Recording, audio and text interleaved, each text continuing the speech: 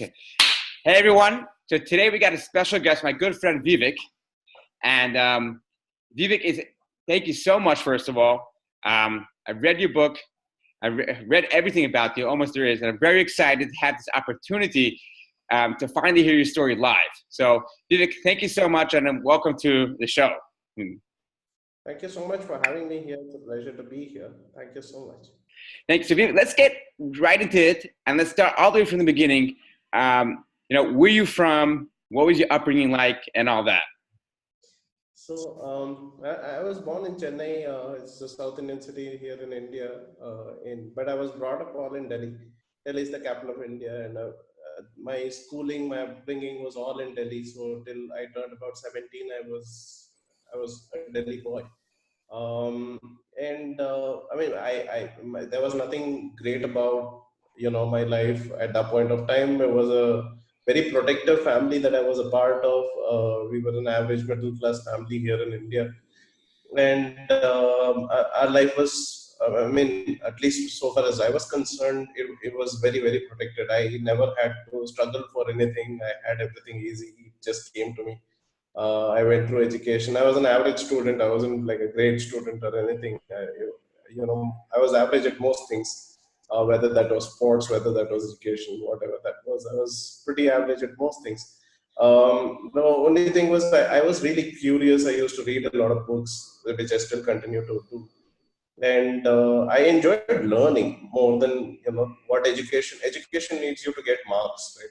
They want you to score in tests, but that's not something that I personally enjoyed. I enjoyed learning. I used to learn a lot, and a lot of different things. I mean, I'd pick up a musical instrument and learn it. I'd go learn a new sport. I'd go learn new subjects.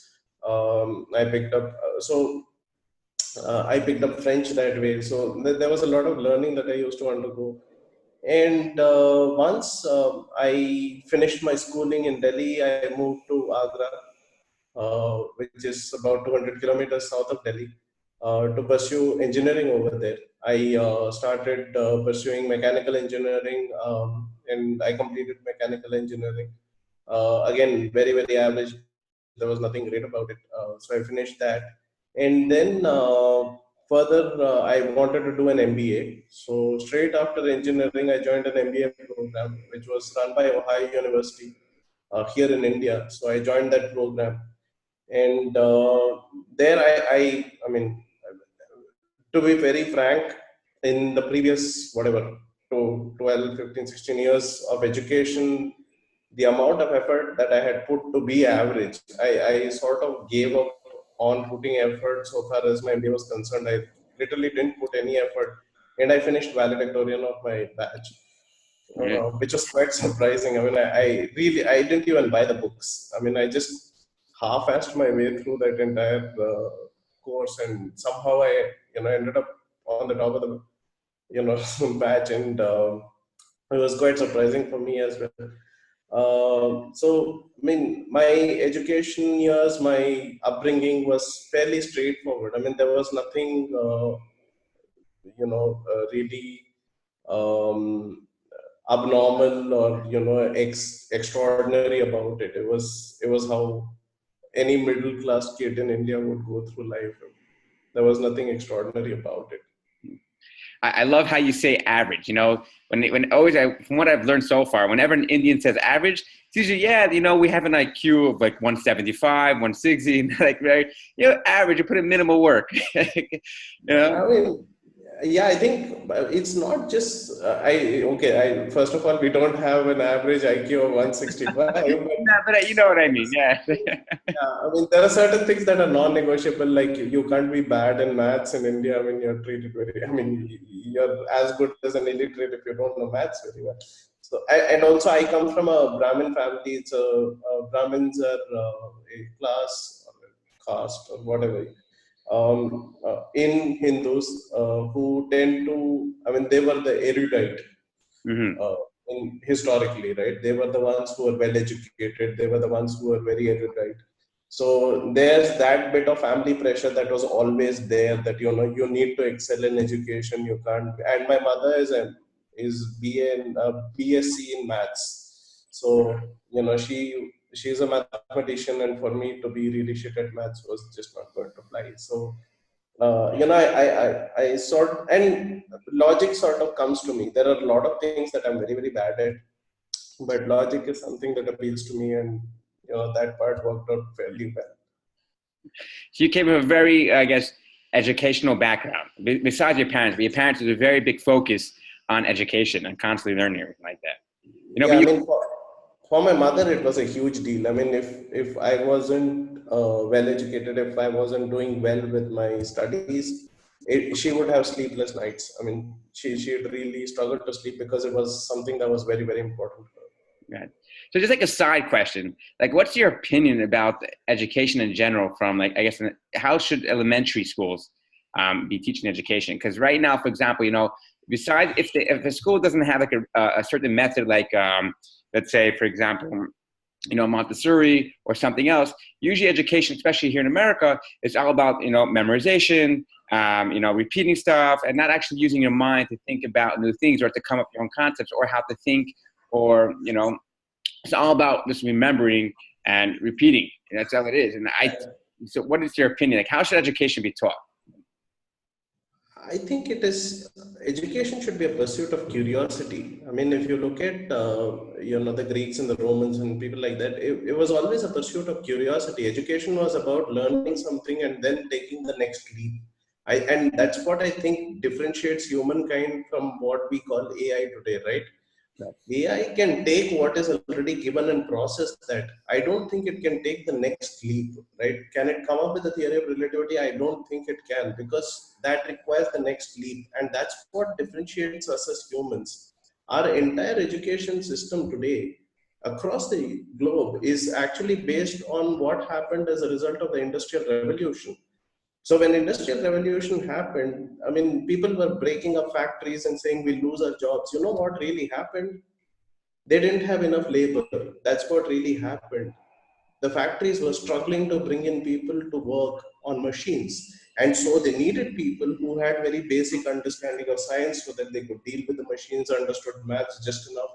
So they created the modern education system where you're made to go through every single course or every single subject, because you need to have a base level of understanding of all the subjects. But you're good for nothing at anything. I mean, you're not an expert at anything. You're just, you have a base level of understanding of everything. And everybody cannot be good at everything. If you were going to measure the proficiency or how good a rabbit is by looking at how well it climbs a tree, it's always going to be a failure. And that's what today's education system is like. Just because I'm good in arts and not in science does not make me a failure. But the system is, rigged in a manner where I would be treated as a failure, which is unfair. I think we need to move more towards curiosity. I think if you look at the Scandinavian countries, they're doing some excellent work. So far as education itself is concerned, it's very free flowing. They have completely eliminated tests, and it's more about the child going and discovering what they like, what they love, pursuing that and becoming more and more curious about it. I think that's what education has to be about. And more importantly, in the artificial intelligence paradigm, I think education has to be about how can we take the next big leap, right? And if that is not being enabled by education, then I think we are failing. Right. Yeah, I totally agree. I totally identify and agree with that. Totally. Education is all about curiosity, especially from a little child. At your youngest age, you're the most curious. You pick up, for a little child to pick up a few languages, you can speak at 3 years old. You can speak 4 or 5 different languages. The brain is just it's fresh, it's new, and everything about it. But like, that's when the age for the child to not adapt, but to learn to constantly face challenges and learn new things. That's when we have to start, all the way from that age, from the youngest age possible. It's also physiological. I mean, the brain of a newborn child has billions of more connections between neurons than an adult, right? We have only the ones that we absolutely require left with us, right? We keep losing those connections as the child grows. The neurological connections start to decrease, and the pathways that are repeatedly used become more reinforced, and the pathways that are not repeatedly used become less reinforced, right? So when a child is really, really young, if you expose them, they are like a sponge. They'll absorb whatever you expose them to. And I think it is important to let them ask questions. And it's even more important for us to realize that as adults, we may not have the answers to all of the questions. I mean, instead of giving them a half lie, we should just tell them, look, I don't know. Why don't you go figure it out? Yeah, right. I always say the best answer to any question is I don't know. That's it. I don't know. Never. Yeah, I mean, in during my MBA, there was a professor of strategy who would say, in business meetings, you will often be confronted with situations where maybe you were sleeping or maybe for whatever reason you don't know the answer to a question. And if such a situation confronts you, there is one right answer always, and that answer is it depends. Right? Wisdom is knowing what it depends on. I like that. So so let's go back. So after college, what path did you follow afterwards? Where'd you go? So, I mean, when I was finishing my MBA, I was already clear that I wanted to go down the path of consulting because I have a fleeting mind and I want to be working on many different things, not to be fixated on one thing continuously. And so I had decided very early that I wanted to go down the path of consulting. And at the time, in 2006, India was having a retail boom. We had just discovered modern retail. Prior to that, we didn't have stores like Walmart where you could walk around and pick what you wanted. We used to have what we call the mom and pop stores. So you had to stand behind a counter and tell the shopkeeper what you wanted and they'd give it to you, right? Yeah. So retail was undergoing a renaissance in India, and we were. It was a huge area. There was a lot of work happening there, and so I got into retail consulting. I started working with a company called Technopack, where we were doing retail consulting for lot of large enterprises that were entering the space at the time. And we also, I decided to move into a division that was a joint venture with another company called Envirocell, which is based out of New York. Envirocell does a lot of anthropological studies in retail spaces. So the idea is to see how shoppers behave inside of a store and provide insights based on that. So a good example of it would be when you're entering a bookstore, they often tend to create like a block of bestsellers right at the entrance, and it's called a roadblock. The idea behind creating a roadblock is to make sure that you will browse more stuff. Right. If it is not there and you have a very specific intention, which is to buy ABC book, you would just storm into the store, pick up that book and storm out. And by doing that, I lose your capability to purchase more, right? So we create roadblocks consistently to make sure that people will browse more things. So those are the kind of things that come out of constant observation. So we would go into stores every Friday, Saturday, Sunday. We'd set up cameras. We'd watch people shop, and based on that, we'd come up with insights. So I did that for a couple of years, and at the end of that, what had happened was it had become very templated. It was a lot of repetitive work. There were certain, ambitions that I had which were not being met. So, along with my co-founder Salma was at that time mulling the idea of starting a different business because she was coming out of a venture that she had been involved in, and she was fresh and she had time and she wanted to do something different.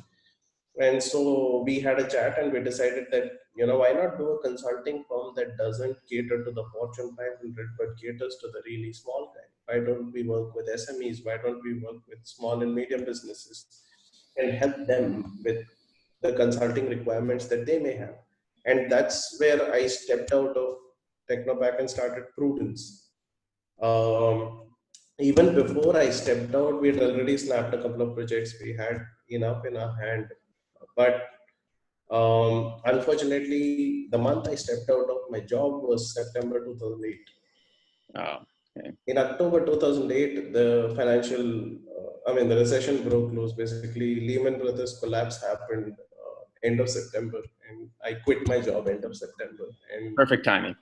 yeah, I couldn't have timed it better. And our projects at the time were in the area of real estate, and one of them was being actually funded by Goldman Sachs. Mhm.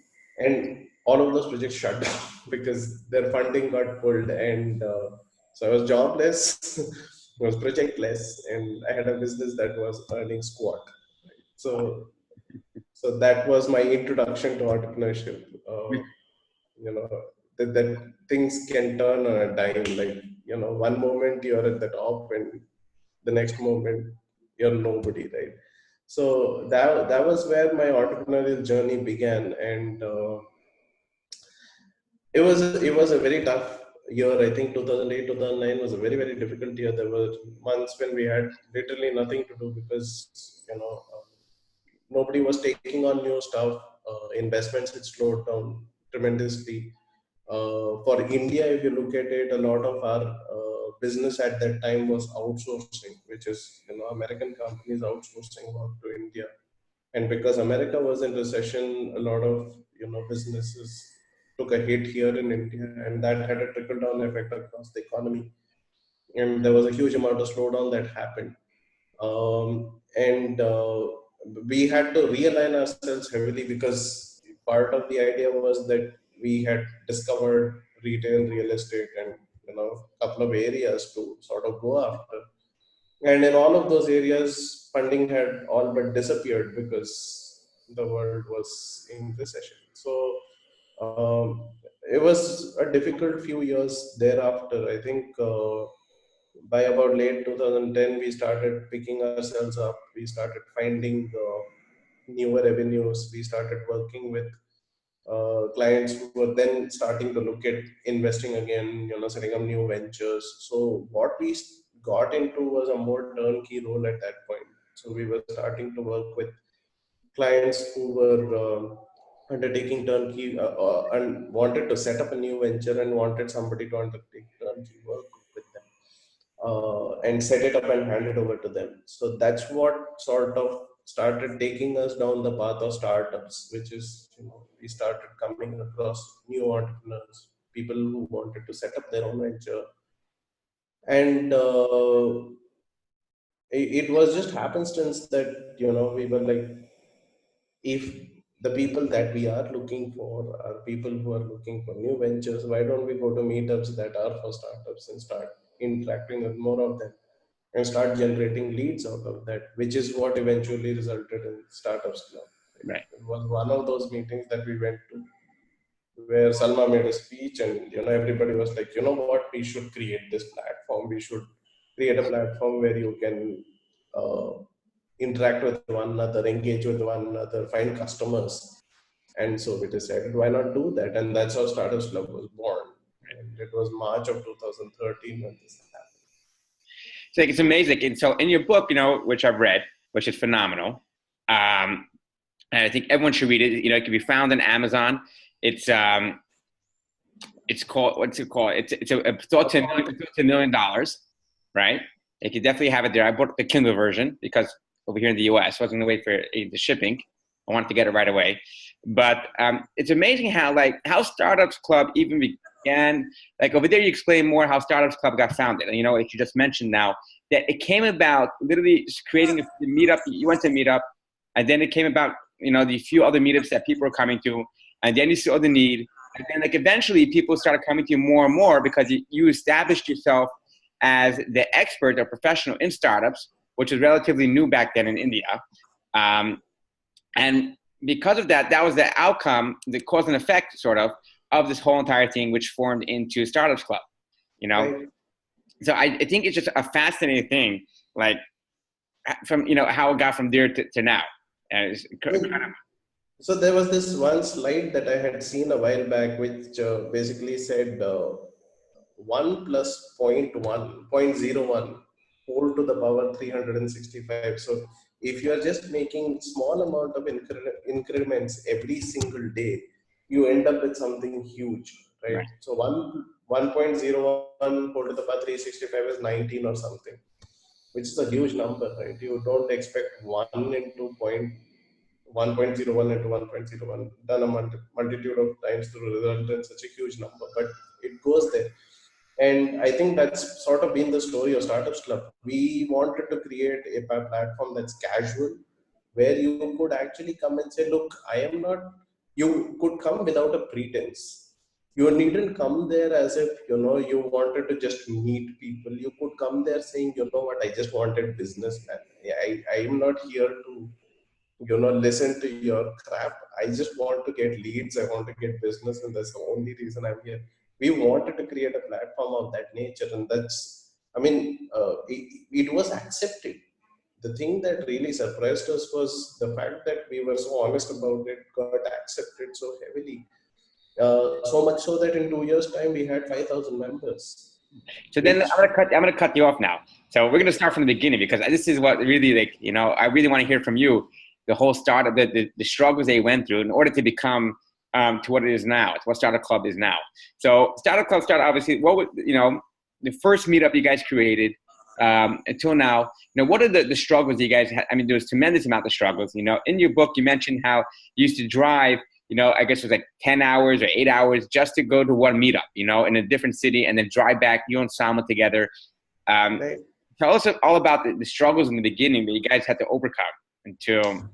I mean, initially when we did our first meetup here in Bangalore, it was an accidental success again, right? I mean, we didn't know jack shit about conducting an event. We just showed up at a coffee shop, and people showed up, and we spoke, and everybody got happy about it. So it wasn't like there was a plan, or it wasn't like we were very clear about what we were doing. We were like, let's do something, right? So we decided to do something as opposed to not doing anything. And our first meetup had, I think, 30-35 people that turned up out of 100 that had RSVP. And I mean, although 100 people had RSVP, we had, for whatever reason, we booked a space that could accommodate maybe 25. So the place was brimming when, everybody did show up. And the one thing about organizing any event, whether it is for 5 people or 500 people or 5,000 people, is whatever space you have allocated should be full, right? Yeah. People really feel happy when the space is full. If you have space which is lying empty, people feel like they've been cheated in a certain way. So this place filled up, and we just had a general conversation about incorporating new businesses and what are the things that you need to take care of, what are the pitfalls that you have to be aware of. And it was incredibly well received by all of them who came in there. And Salma has this thing that she does, which she calls the shameless ask. So she's like, if you're an entrepreneur, unless and until you ask something, you won't get it. And you have to be shameless about it. So we had a shameless ask session, and like people asked, whatever, I want a client, please like my Facebook page, please have coffee with me, I want to find a co-founder. So people asked what the hell ever they wanted to ask, and it was very well received, which sort of set us up for the future, right? I mean, the confidence that that one little spark gives you is huge. It's incredible. And the hardest thing that you do when you're starting anything is going from that 0 to 1, right? A lot of us plan a lot of things, but we never bring it to action, right? Because that is the part that is going from 0 to 1. Mm-hmm. Planning doesn't cost you anything. It doesn't take emotional effort. It doesn't take any, it's easy to plan, and you can sit around saying, if I had done this, it would have been this, it would. But when you actually get down to doing it, it's backbreaking work. It's just not the cost and the work that it takes, but it's also the person that it takes. Like, it takes a lot of you, right? And it consumes that, and you have to be prepared to do that. So we set that up, and we did like 3 meetups, 3 consecutive months here in Bangalore, and all of them were well received. At the time, my sister was working in Chennai, and we had a few members who had come down from Chennai, and they said, you know what, this is awesome. You should do this in Chennai. And so I called up my sister and said, why don't you find us a place to do this? And she looked around the city. She found a place. They're like, let's do this in Chennai and see what happens. Right? And so we actually went for, we drove down to Chennai. We did the meetup over there, and it was again a resounding success. We had good turnout over there. People really, really appreciated what we did. And so then we took it to Coimbatore, we took it to Hyderabad. So, we had 4 cities where this was operating. The reason to go to, so by the time we were in Hyderabad, my sister had shifted from Chennai to Hyderabad. So we were like, okay, find us a place in Hyderabad now. And we did the event over there. And so once these 4 cities were set up, what we would do is, since this was a monthly meetup, every weekend, every Saturday was a meetup, right? So it was just a question of which city it was going to be. So every Saturday was a meetup. And like Faraz is Salma's son, who used to work with us, who is still working with us. And so Salma, Faraz, and I, all 3 of us would go down to every meetup to conduct it, because we needed somebody to handle registration, we needed somebody to stand and talk, we needed somebody to sort of manage the members, that whole thing. So 3 of us used to go. And it was cheaper to just drive down. And so we just jump into the car, head out at 4 a.m. in the morning, because you would have lesser traffic in the city, and you can get out of the city faster. So we just get up at 4 o'clock, jump into the car, drive out, get on the highway. Chennai was about 6 hours drive. Hyderabad was 6 to 7 hours drive. All of the 3 cities were in fact 6 hours, 6, 7 hours drive max. So we would drive 6 or 7 hours, get to the city, do our meetup. Depending on what time the meetup was at, we'd either stay back at the city, or we'd just drive back the same day, back from that city. So we'd reach back at maybe 1, 2 in the night. Wow. So it was punishing, but it was rewarding. I mean, it used to be really good to hear, what the members had to say. You'd walk into a random coffee shop one day, and somebody would just tap you in the back and say, you told me this. Like, you won't even recognize the person, right? Because you're meeting so many people every month. And this guy'd be like, you know what, I'd come and discussed my idea with you, and you gave me this suggestion, and thank you so very much. It just changed everything for me. And just hearing that is so rewarding. It's so pleasant to hear that, right? And this would happen time and time over again in different places, in different circumstances. This would repeatedly happen, and we were like, something we're doing is right. We couldn't put our finger on what it was ourselves, but we were doing something right. So we just decided to continue to do that. And that was the first few days of Startups Club. Those are the first few journeys. Wow. You mentioned a lot of interesting pointers over there. The first thing is, that what Salma's thing is shameless ask. I think that has to be come like a fridge magnet, put it on like a saying, I like it. I'm going to start using that. You mentioned some ideas. Ideas are a dime a dozen. It's all about implementation, and you guys implemented it, and I also love the fact that it wasn't like you knew somebody in another city, or you did any market research, or you wanted to see if people are interested first. You just decided you're doing it, and you did it.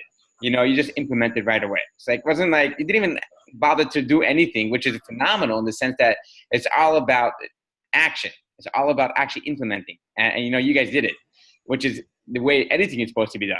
Because otherwise you could just sit and bicker back and forth and, this is not good enough, that's not good enough, waiting for perfection. So it's like incredible. I mean, that's just like, that I think it's phenomenal in the sense that you just did it. You didn't even like bother to do anything. No, I mean, we weren't really fearful of it. One part was that there were members who were saying, please come, right? So that was enough for us to decide to go. And again, I think the most important part about this that one must remember was we never started Startups Club as a business. So our expectation from it was nil. Right. We never approached it with expectation. We never went into a meetup. Like, I know every single time we had a meetup, and it would be 10 o'clock meetup, I'd be standing there at 9:30, not a soul would have shown up. You would be like scared, right? You'd be like, oh God, let it not be a day where nobody comes, right? And even today, when we have a community of 20,000 people, like, December we had our demo day last year, and there were like people who had bought tickets paying money, right? And eventually there were 1,000 people that had attended that event. But even in that event, it was, I don't know, 8 o'clock in the morning. The gates were supposed to open at 9, and you have butterflies in your stomach, and you're like, God, please let somebody show up. Let this, not be empty. Let somebody show up. So that sense of anticipation, that anxiety always remains. But it we wanted people to show up because we wanted the event to be great for everybody. It's not because we had an expectation that we were going to make money out of this, or we didn't have any monetary expectations from it. We didn't have any burden that we saddled on it, right? It was allowed to blossom and evolve as it had to. And I think that is one of the most key factors that resulted in its success. Because had we approached it with expectations, I'm sure we would have joked it. Mm. I like that. There's no expectation involved, and the growth came naturally. Right. That's the growth over time. From the book, it seems like that originally the idea for the meetups was because the consulting business was not working out well, you wanted to get new clients, right? And the meetup was a great way in order to get new clients, which is, I think, is a great thing, But and from there came form this whole entire thing. So let's jump into Startup Club, because I think Startup Club is phenomenal. When I saw Startup Club's website and I started doing more research about it, right, the first thing that came to mind in my end was Y Combinator. It's very, very similar, which is phenomenal. So you mentioned you have 20,000 entrepreneur members. That's a nice amount of people, So what is your job in Startup Club?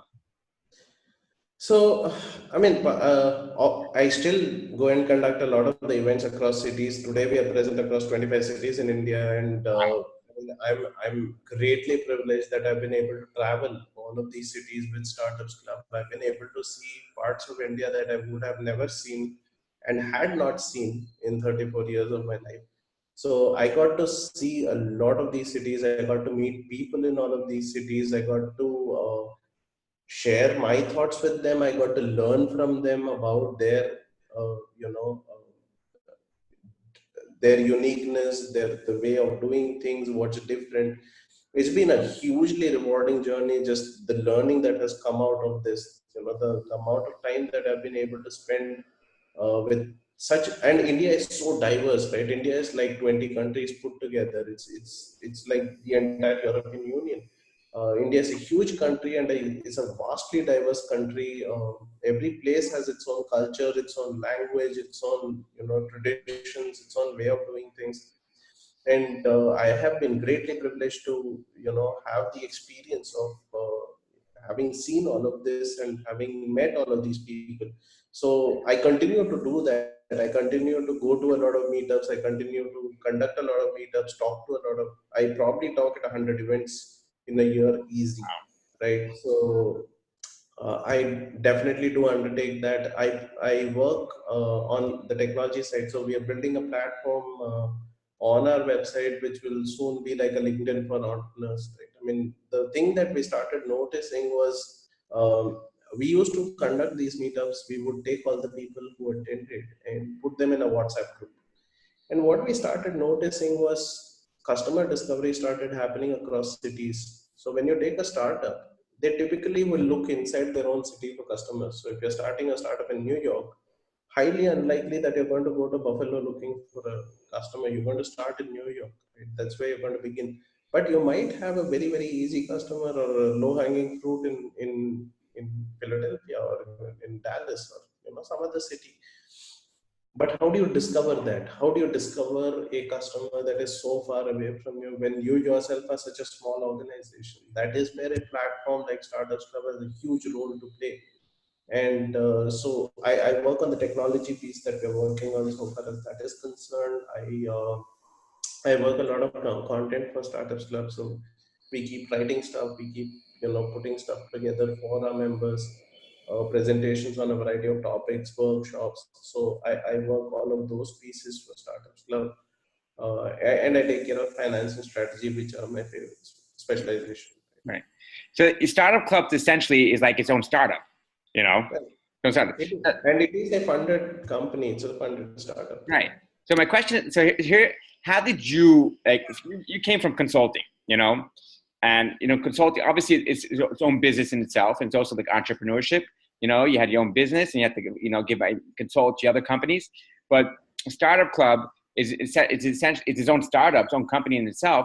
How did you transition as an entrepreneur and as a leader as Startup Club grew, and right now has 20,000 members, which is phenomenal. A lot of new responsibilities and a lot of new hurdles, a lot of new obstacles came along the way, right? So how did you transition as a leader and I personal think development? I'm sorry. I think it's the hardest thing you will do in your life. I think building an organization is probably the hardest thing you will do in your life if you ever do it. And for me personally, it's been very very challenging because I love to work in small groups. I love to work with small teams. And till about 2 years back, our team was still like 5 people. Right? I mean, although we were going to 10 cities, we were still 5 people doing this whole thing. So you have a great deal of intimacy, you have a great deal of understanding of each other's likes, dislikes, what is going to trigger somebody, what is going to be okay. You can manage the people very, very well when you're at that scale. Today we have about 40 people working for us. That number has grown dramatically and suddenly, and my ability to interface with that many people, to be able to understand each one of their issues or each one of their personal lives, right, is very very it was very very difficult for me to do that, and it was a huge struggle just transitioning from seeing things one way to another, right. And the other thing that really begins to happen is the amount of time that you need to start committing towards recruitment, towards development of your team, to make sure that people are able to be the most productive, perform at the level that you expect them to perform. It requires you to invest yourself on your people, and I think that's probably the hardest thing that any leader would be required to do, because when you're working, when you're an employee, when you're in that position, you invest yourself only in the work that you do, right? You don't invest yourself in trying to develop somebody else. You don't invest yourself trying to make sure that the team is able to coordinate well within themselves. You don't try to understand the dynamics of why A and B are not able to work together, and what could be changed in that recipe so that they are able to work together, because individually they're great. You don't think about those things when you work as an individual. But the moment you are given that helicopter view where you start seeing these pieces in motion, when you start seeing how these things are stacking up, you start becoming very, very aware of the fact that, there is some input required. And that's what leadership is really about.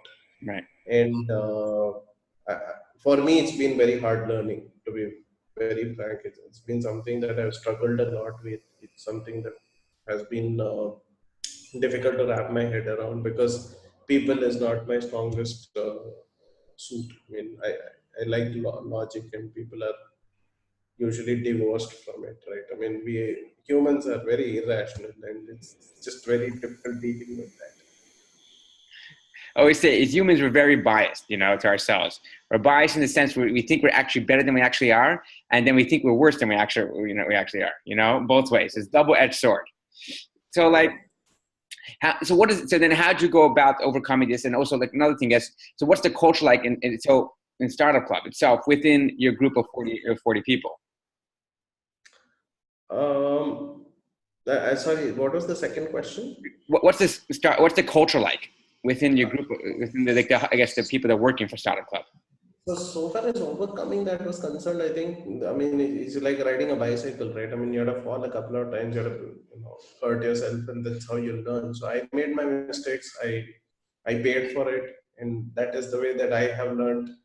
To overcome, we suffered with our attrition. We had a whole bunch of issues that came as a part and parcel of not being able to deal with this, right? People left too soon. You'd spend a lot of time recruiting somebody, you'd bring them on board, them onto the team, bring them up to speed, and then for a variety of reasons they would leave because there's internal friction within the team, or whatever. There would be a multitude of reasons, but they'd leave. So in any company, when you know that the leadership isn't functioning properly, you would see attrition. And we suffered a great deal with attrition. We had a lot of people quit on us, and it took a while to set that straight, to come about and work on the terms that we need to be working with them. And so that was I mean, there's no easy way to describe this. It was just hard work. We got an external consultant to come in and work with us on the HR side of things. We had to straighten out a lot of stuff internally within the company, so far as the processes that we put in place, on how we interact with our team members, on how we engage with them, what are the things that we do. So we had to put in a lot of work on that. And also in terms of communicating, because in a startup what happens is a lot of meandering. And you will keep changing your direction as per how the market is evolving, how things are changing externally. You will make internal changes, but it is very, very important to sit down and communicate it to the rest of the team each time you make a change, because otherwise they feel like, last week he said this week it's diagonally opposite. What the hell is up, right? I mean, they feel very confused and they feel very conflicted, because you're not walking a straight line. So I mean, it was a lot of work, and it took us quite a bit of effort. We eventually had to resort to external help to figure that piece out and to understand why what was happening was happening. And from a culture perspective, I think we've always had a very, very young team. I think the average age on the team even today is 24 or 25. So we've always had a young team. We've always maintained a very transparent, open culture where anything and everything is discussed. If there are problems, they are discussed quite openly as well, and everything is brought up and addressed. So that is something that we've been very proud of, and that's something that we've stuck to right from the beginning. So even with the people who left, they told us, what the exact issues were, and they left. I mean, it wasn't like we were left scratching our heads as to why the hell did this happen. And that's one thing that we've always stuck to. It's a very collaborative environment. A lot of teams, I mean, teams work with one another. If there is a department that identifies opportunity for another, then they pass it on.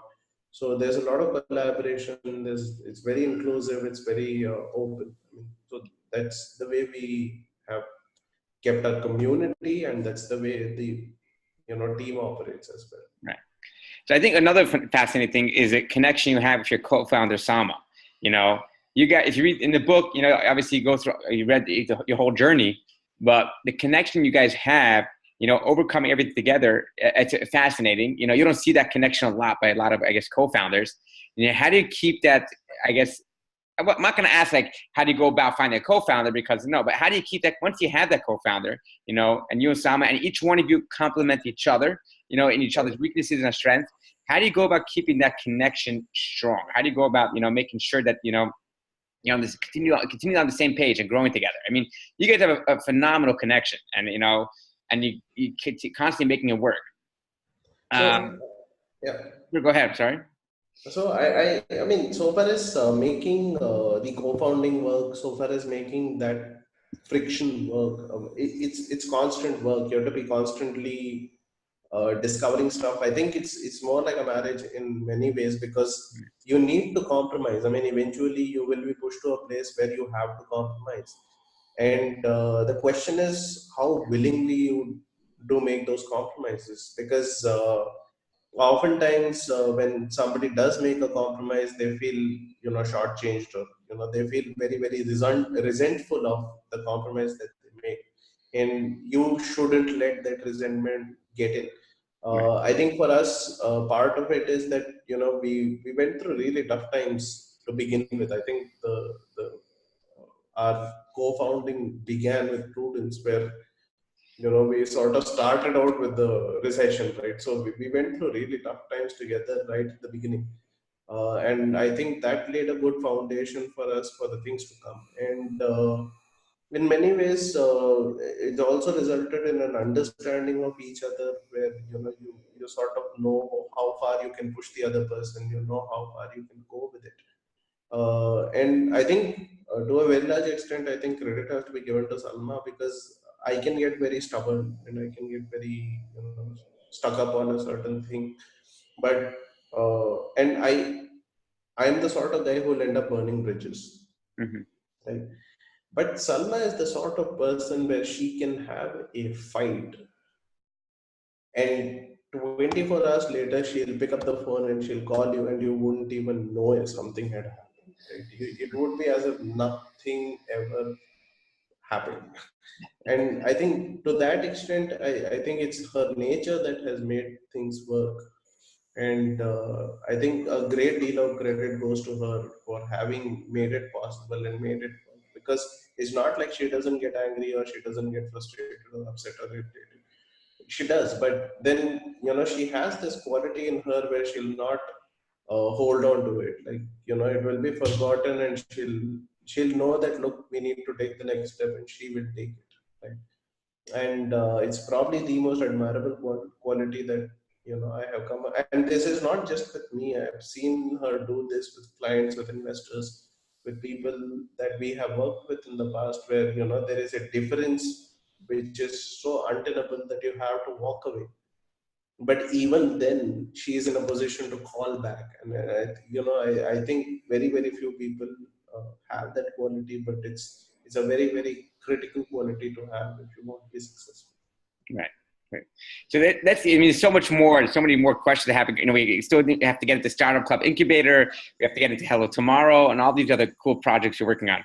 So you're actually on the forefront of, from what I'm speaking to a lot of entrepreneurs from India.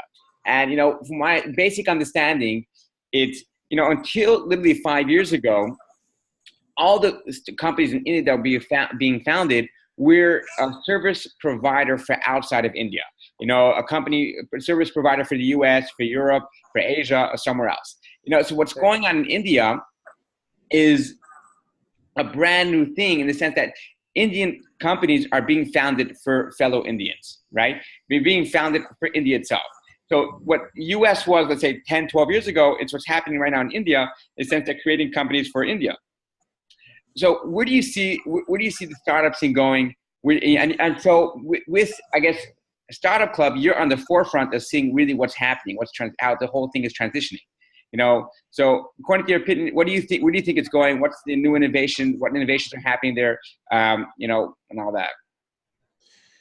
So, I mean, so far as innovation is concerned, I think we've been fast followers, like through and through. Yeah, right from, let's say, if you look at 2007, 2008, we've been fast followers. We've not really been the guys to come up with the innovation. We've always, whether that was mobile, whether that was 3G, whatever, it always happens in the US, and then we fast follow it, which is we are immediately coming up with newer stuff, or mimicking it, or copying it, and coming up with stuff here in India. So, like, right now it's crypto and AI and ML and VR and AR, and all of those same things are happening in India as well, because we are fast following. But having said that, I think the interesting part is India's diversity, as well as the India that's ignored. Right? Um, there are there's about 1.3 billion people in India, and out of that 1.3 billion people, only about 200 million know English, right? Which leaves a huge part of India that is not being catered to today, because most of our websites are in English. Almost all of the internet in India is in English. I mean, it's creating opportunities, because there's just so much more that we can do, and there's so much more market that can be tapped into. Because when you talk about China, China is a market where, I mean, however, they might have their dialects, but everybody speaks Mandarin, and it's written the same way across the country. So when a company launches in China, they're pretty much capitalizing on the entire billion population of a billion people, which we haven't done.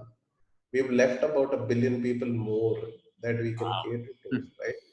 So although we are talking about unicorn valuations and we are talking about all of those things, we still have a billion people to cater to, right? And that's a huge deal. And I think there's a lot of interesting things that remain to happen, because so far as catering to the next billion is concerned,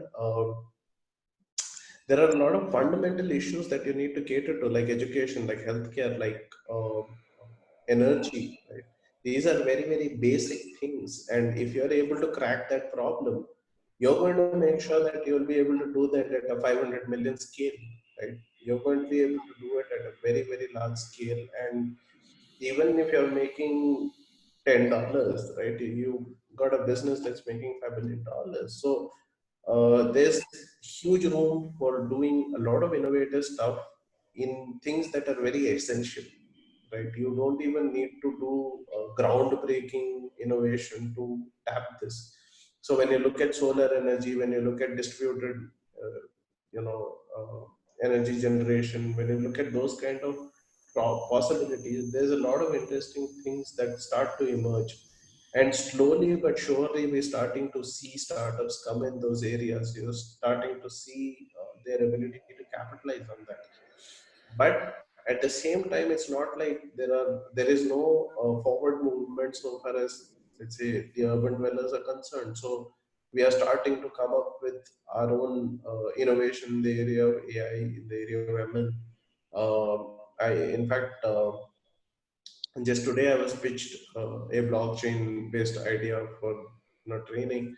So there's a lot of forward movement that we are starting to see, where they take a particular technology, use it as a base, and start building on top of that, which wasn't the case maybe 7 years ago, because people were just like, okay, you use the mobile as a platform and you have done this in the US, let me just mimic it in India, let me just copy it in India. But that thought process is starting to change, where you're like, okay, you use the mobile to get taxis because America is about taxis. Let me use the mobile and get you what you need in India, not taxis, because we don't give a shit about taxis. So that change is starting to happen, where you're looking at a base technology and looking at its application from a human perspective, rather than just copying it and bringing it down for the sake of mimicking that business and raising funding instead. Right. Yeah. That's interesting. Really interesting.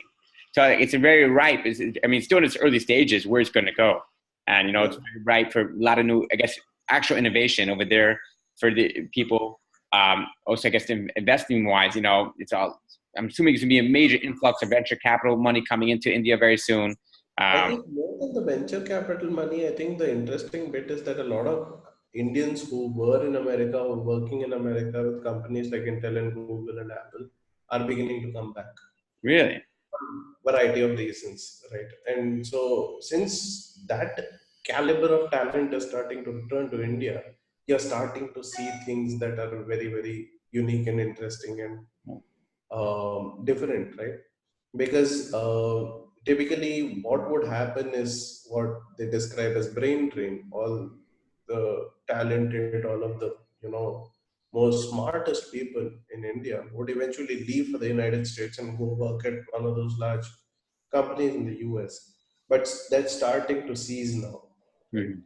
And not only is the number of people who are looking to go overseas start, or trying to study in the US and look for a job in the US, starting to decline, but at the same time there's also the exodus from the US, which is people starting to come back here. Right. And that's very, very interesting, and that's very, very positive for the Indian economy, because it is creating opportunities that weren't there earlier. It's providing a talent pool that was robbed from India, right? So that's sort of beginning to come back. And it's very, very heartening to see that. And I think at the end of the day, if you put it all together, it's the people that matter. I mean, if you look at any great company, it's a great company because the people, not because the land it owns. Or Hmm. back in 1900, it was all about owning the resources. Like if you look at Rockefeller and Standard Oil, I mean, they became big because they owned the oil, right? I mean, it wasn't because of other reasons. But today, if you look at some of the biggest companies, you look at Apple or Google or Amazon, it's the people that make the company. It's not the assets that they own. And Right. if those people are coming back, it's great for India because it creates that many more possibilities. It brings talent that was absent here. And that's something that I'm very, very excited about. Wow. So yeah, that's amazing. Like you mentioned, I know I read somewhere that I read somewhere. You get pitched a lot. And you mentioned somewhere I read that a business has three components. It has the product, it's the business, I mean, the money aspect, and the organization, which is the people aspect. Right. So Right. that's first of all, that's exactly what's in every single business. But you get pitched every single day, I'm assuming, and you probably get pitched hundreds of startups, thousands of startups a year. Excuse me. What do you look for in a startup? I mean, when you're looking at it, you're looking at the founders, looking at the people, or looking at the product. What exactly is it that you focus on? So there's this gentleman I know who once told me, rarely, so he's been investing for the last 20 years. And, he says, rarely have I seen a startup exit a business with the same business plan that they went in with. Okay. So, you will be subjected to external forces. You will end up changing your business. You will end up, pivoting or making those changes. So, I think if I'm going to be evaluating a startup, I'm going to be evaluating the people and how quickly and how prudently they are able to make that change. How fast are they able to flip from the model that they are using to a model that they need to use, right? How quickly can we bring about those changes? Those are the things that we are focused on. So typically we look at the founder, we look at the market. There are certain businesses that may not have a huge market, right? So here's an interesting business that I was pitched a few months back. This man was making straws with coconut leaf, Oh wow. Mhm. right? There are billions of straws that are used every year, and plastic waste is a huge problem. And here in India, plastic straws have been banned, right? And the same is going to happen in the United States very soon. Right. Starbucks just came out recently with it. Right? Imagine the market size for this. Imagine the opportunity. It's nothing high tech. He's just drying coconut leaves and rolling them into straws. That's it. Interesting thing is, it can sit in water for 12 hours without getting soggy. Oh wow. As your plastic straws, start to get phased out, and you have more and more paper straws, you will start to realize that paper straws cannot be left in the drink very long because they get very, very soggy fast. But this guy has a perfect solution for it. So, when you look at something like that, it's not very high tech. It's not like, he's got something that is unbelievable, but the market for it is tremendous. And the fact that he was able to hustle and, figure this out is something in itself. Right? In 10 years' time, is he still going to be selling straws? I don't know. I don't think so. But the fact that he is enterprising enough to have figured this out and got up till this point, I think we should support him and see where it goes, right? Right. So and that is, the matrix through which I look at any startup, and I look at, where to take things. I look at market size, I look at founders, and I look at, where this can go. So based on what I understand and what I see, I look at where this can go. Right. Wow. It's like what you Right. said about the straw. I always say it's not about the skills, but it's more about the abilities of the person. The person's going to take anything to make it work, learn new things, and hustle it out, everything like that. That's all abilities. There are things that can't be taught. Skills are something that if someone's a coder, you can become a better coder. If someone's this, you can always learn it. But abilities is something that cannot be taught. Either you have the ability or you don't have it. Yeah, right. It's exactly like that. So wow. So let's jump forward. So what else are you passionate about besides entrepreneurship? and a startup club? Technology. I mean, I'm very, very passionate about technology. I read about 200 blogs a day. I spend a lot of time reading, and I am very, very passionate about technology. I'm very passionate about where technology can go. What are the next leaps that we are going to make?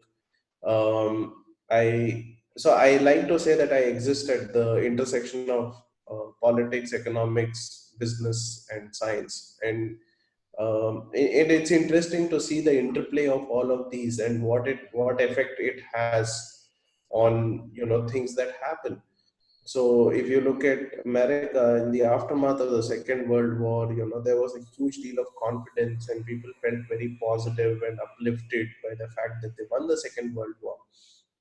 And what they did was, if you look at some of the most famous science fiction, it was written around that time, right? I mean, and if you look at the life that we are living today, it's a result of all of that science fiction. We probably brought most of it to life, right? Mm-hmm. That's what has happened. But if you look at what we are writing today, if you look at what is being dreamed of the future, it's very, very negative and dark. Mm-hmm. And so even what you write in your novels can have a bearing on how technology evolves. And so it's the interplay of all of these things that really, really get me excited. It's something that I read a great deal about, and I like to see technology evolve. And I work with a lot of students as well, so far as the technologies that they're working with are concerned. And I typically talk to them about the business application side of it, and how this would evolve and what can happen with it, and to encourage them to work on those technologies with that mindset. So that's what gets me really excited. I enjoy music and I enjoy traveling. I travel a great deal. Mm-hmm. So yeah, I mean, I've traveled a lot of Europe. I have never been to the US, but I've traveled Listen, across. whenever you come to the U.S., you have an open place to stay. My invitation stands forever. I'm inviting you now, and it's an invitation forever. You're always welcome to come. I'll definitely show you around, take you all to all the right spots. Mm-hmm. Thank you so much. Thank you so much. And my sister works in DC, so I might drop in Okay. sometime.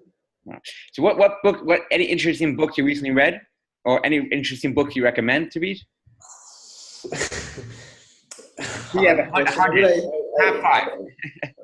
but yeah, because I read about 30 books a year, and I read a lot.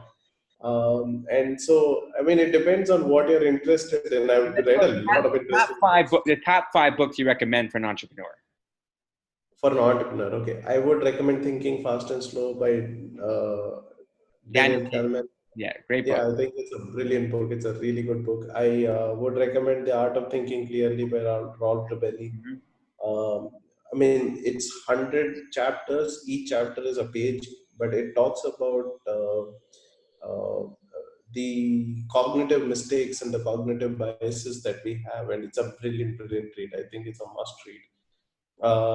There's this book called The Hard Things About Hard Things. Dan Horowitz. Yeah. Yeah, I think it's a really, really good book, just from the perspective of understanding how an organization evolves. Right, he comes from it from the perspective of the organization that he ran and what he saw, and I think it's a really interesting way of looking at business, and it gives you a perspective from right from the fountainhead where the seed is sown up to the IPO.